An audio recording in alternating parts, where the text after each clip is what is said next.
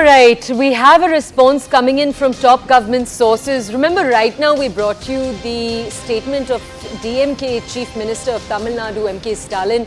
While he was supporting the Women's Reservation Bill, he did say that he hoped southern states would not lose out in the delimitation process. This source-based response that we've got, that we'll have a colleague join us to shed more context on, refers to exactly that.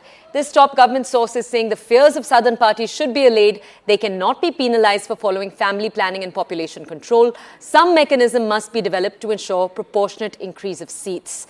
Now, we have my colleague Payal to bring us more context on this.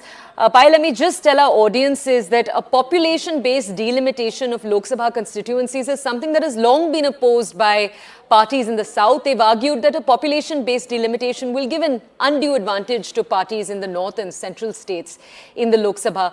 Obviously, this entire issue has been raked up once again because it has been connected to the Women's Reservation Bill. Payal, now could you tell us more about what your sources are saying?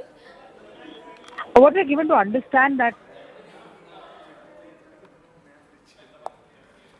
All right, I think we've lost that connection. As we wait to re-establish that connection, let me just bring you a little bit more context. The reservation for women that we're talking about right now, that is being introduced by the government in the form of a bill, that'll kick in only after the completion of the delimitation exercise that will be based on the first census conducted after the passage of the bill.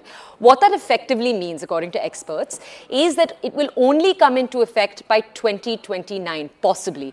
Possibly, and this is again, these are all estimations, the census will be kicked off in 2025. It'll take a year or two for the results to come out. Only once that happens can the delimitation process start, which is why, as we're telling you, experts believe that this will all only be relevant post 2029. Now, my colleague Payal to bring us more context. Payal, we lost our connection with you. Do go ahead.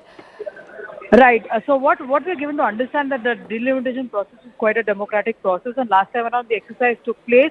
It was 118 meetings in all in the Delimitation Commission, and along with members, because the members and representatives from all states had toured across all states as well. So it will be wrong to penalize southern states who are following the process as far as population control is concerned, and probably that would not be correct as well. So there should be some sort of a step that should be taken, and something should be ensured so that there is there's an increase in seats which happens in an appropriate manner is what we're given to understand. A detailed response to the southern state fears will also be made when the HM intervenes in a short while from now. He will be throwing more light on that because he's also aware of what the concerns of the southern states have been on this entire matter. Okay, Payal, thank you for that context.